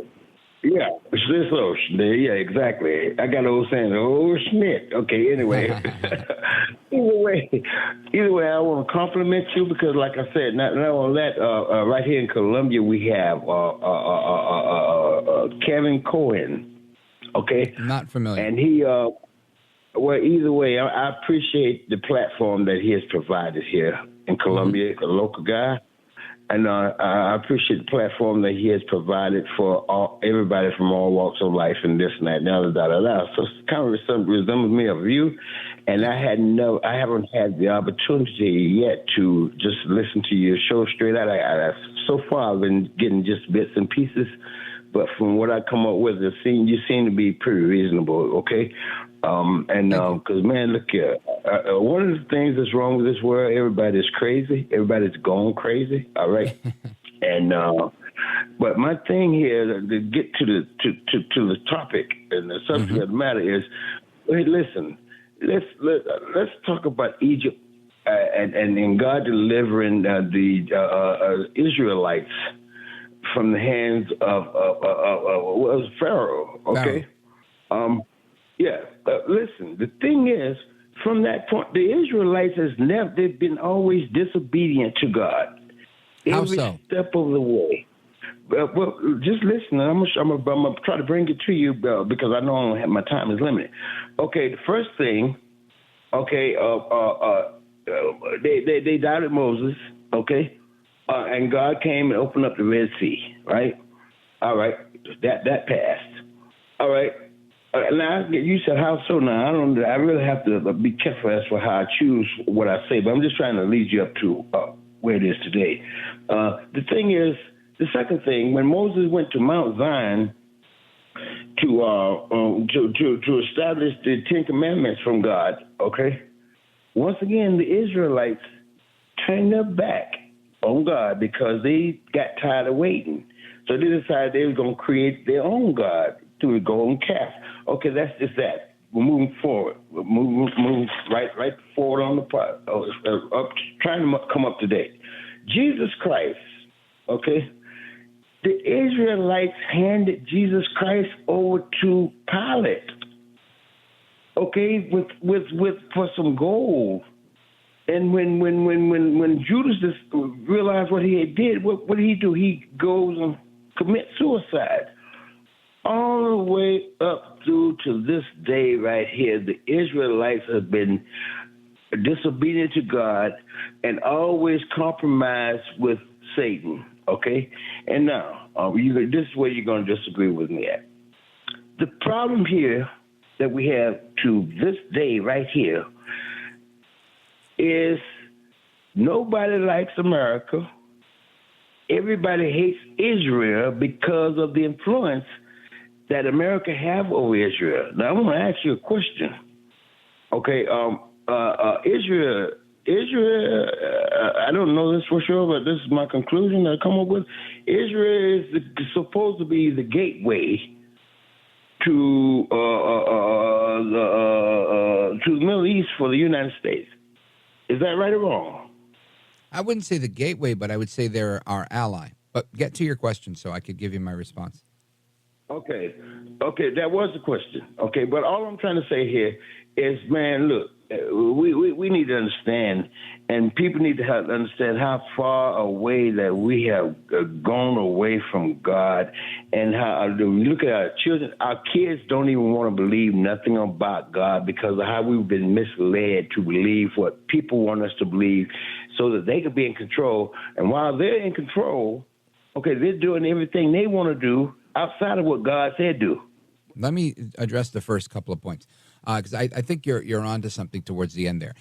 From the beginning, I wouldn't say that the Israelites, upon leaving Egypt, when they fled Egypt, that they were being disobedient to God outright as a collective, right? I think the example that we have there is Moses being obedient to God and leading his people to the land of milk and honey.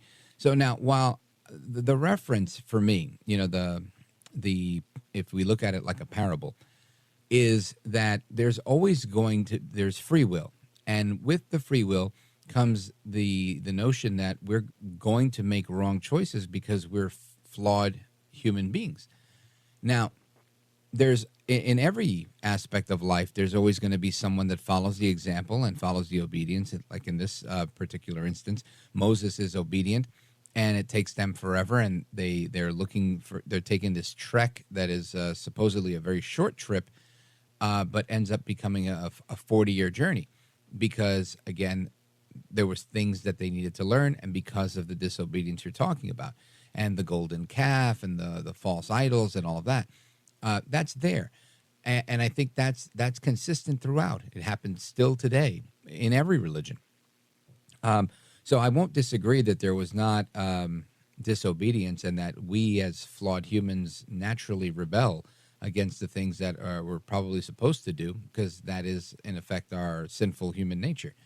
However, when you say things like everybody hates Israel because of American influence and everybody hates America, I don't know that I could even agree with those statements. I think this show and the 5 million, almost 6 million people that listen to the show, they're quite in love with America, right? They love the idea of liberty. They love the idea of American exceptionalism. And I think there are people, mainly those that have been influenced by the teachings of Marx and other, I'm going to call them philosophers of the left. They've bought into this idea that, the imperialist Yankees are the bad guys and that we're out there imposing our will on everybody. And while that may be true in certain instances in certain times in history, by and large, there isn't a freer place with more opportunity, or at least historically there hasn't been, than the United States. So I feel like this is the best shot that we've got at the American experiment, and it's right here in America. I think there's plenty of people that love this country.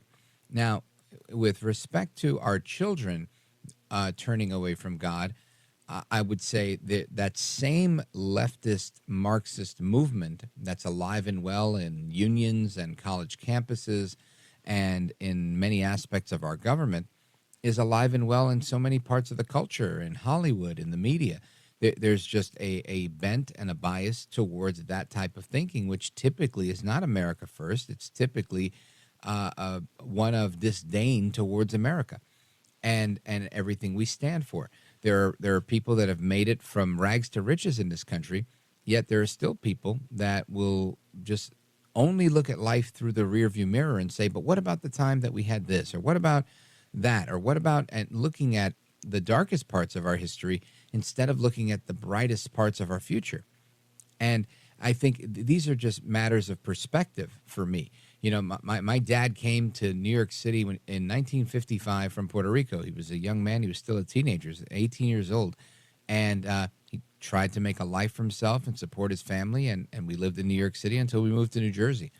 And I learned watching him about life in general. And again, my parents weren't immigrants per se. Puerto Rico's, an American territory, so we're all born U.S. citizens. But I can tell you that we definitely had that type of influence where, we had the culture from Puerto Rico and the cuisine and the way we grew up. And when I look at that and I think I've done okay for myself, my siblings have done okay for themselves. We learned a lot of really valuable lessons, but all of that was available to us because of the opportunity that's in this country. The ability for us to be able to say, you know what, we grew up not in the projects, but extremely poor, but because we could hold on to our faith, because we held on to our family, because we stuck to our guns on what we believed, we were able to succeed. And that's not just true for me, that's true for many, and it's still true today, even though it's more difficult than it has been in the past. So I think the stuff that you're talking about, and I don't want to conflate the two issues, the theological issue that you brought up versus the opinion that you shared with me about the United States and Israel.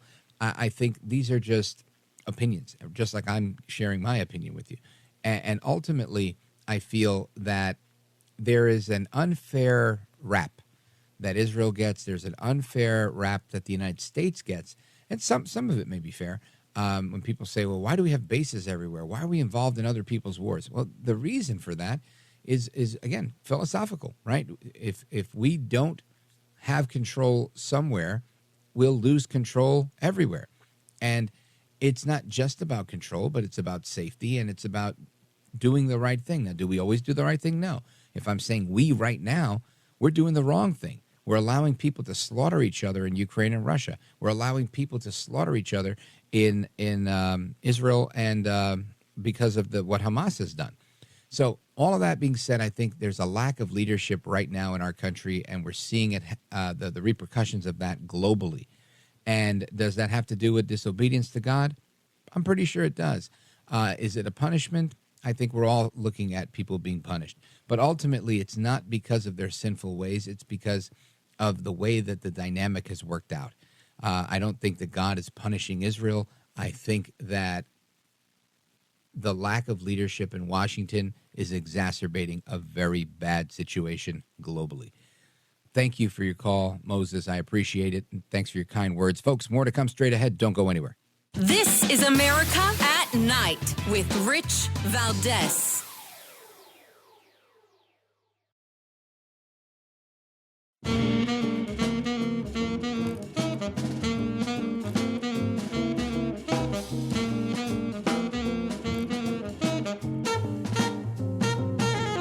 Voted best head of hair in live late night radio 6 years in a row. It's Rich Valdez.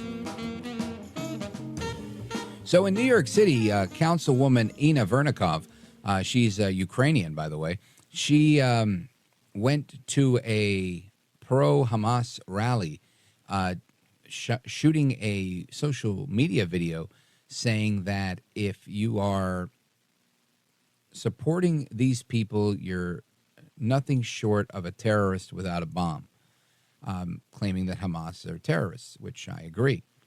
However, they viewed, some of the passersby viewed that she was armed with a handgun in her waist and called the police, and she was arrested after turning herself in.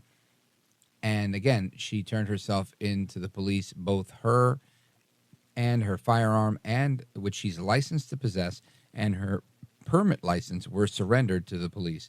The NYPD added, at no point in time was anyone menaced or injured as a result of her possessing the firearm at the protest.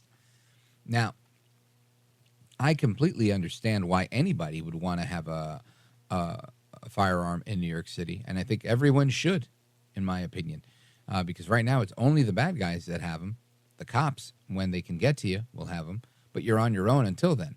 And we just saw that left-wing activist that was stabbed to death in front of his girlfriend after a wedding in Brooklyn, New York, and Councilwoman Vernikov represents New York. Anyway, bottom line is they're saying that she can't carry in New York. And again, as a result of the Supreme Court decision that came down, I think, last June, New York has taken a lot of extraordinary measures that are likely extra-constitutional, unconstitutional, in saying where one can carry a firearm, which I think will eventually get overturned because that was literally the letter and spirit of that decision.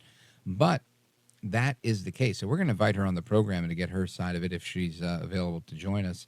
But I want to get your thoughts on this. Let's go to Raymond, Farmdale, Ohio, listening online. Rich Valdez, AmericaAtNight.com. Go right ahead, Raymond. Hi, how you doing? Good, thank you. Go right ahead. I'm so glad I called because you've lifted my spirit up about New Yorkers. And I'm just a country boy that raced horses in New York and seen the changes. And I was a member of Rolling Thunder, Chapter 4. We was in charge of the Pentagon parking lot in 2002 after the 9/11. Yeah. And what are your thoughts on the councilwoman carrying her gun? What's that? What are your thoughts on Councilwoman Vernikov carrying a gun? I'm a NRA life member, 1964, my paper out money. I'm on the Legislative Institute. I'd love to talk with her, and I believe New Yorkers should have the right to protect themselves. I know you're in a city. I know you're in a city with a bunch of tight people. I want to read something here real fast. And they went at noon, but Ben Haddad was drinking himself drunk in the pavilions, and he and the Kings, the 32 Kings that helped him. That's Kings 2016. Well, thank you for sharing that, Raymond. I appreciate it. I agree that people should be able to carry guns. That's literally the law of the land, and anybody getting in the way should get out of the way, and hopefully we'll get there through another Supreme Court case. I appreciate the call. Big shout out to you for listening, and thanks for your kind words. We're coming right back. This is America at Night with Rich Valdez.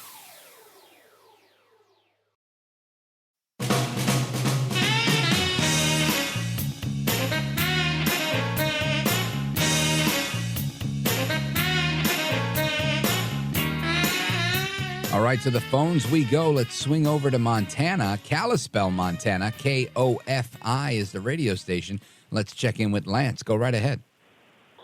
Good evening, sir. Thank you very much. 2 words, Georgia Guidestones. This is the 10 Commandments of the global elitists, and it is the foundation of everything that you see going on around you right now. Secondly, everybody that is supporting Palestine and Hamas, you better read their charter. Dire warning. You are considered what they label the Great Satan. Yep, they label the United States the Great Satan, and lamentably, they're going to find out if they keep messing around. Folks, thank you, Lance, for your call. America, thank you. What a great night. I never take you for granted. I love the audience. I love the program. Take care. Good night. God bless. Hasta la próxima. Until the next time, I'm Rich Valdez.